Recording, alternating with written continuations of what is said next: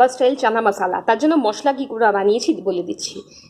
দিয়েছি 2-3টে পেঁয়াজ, 2-4 কোয়া রসুন, গরম তো তাই বেশি রসুনের ব্যবহার করব না। আর দিয়েছি 1 কোয়া আদা, আর তার মধ্যে 2টো টমেটো, আর গরম মশলা, গোটা গরম মশলা দিয়ে ভালো করে পেস্ট করে নিয়েছি। এদিকে কড়াইতে দিয়ে দিয়েছি জিরে, তেজপাতা আর তেল। এবার ফুটছে, এবার মশলাটাকে আস্তে করে দিয়ে দিচ্ছি।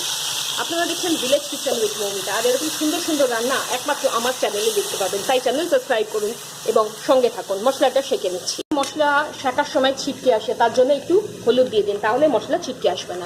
দেখুন মশলা সেঁকে গেছে একদম।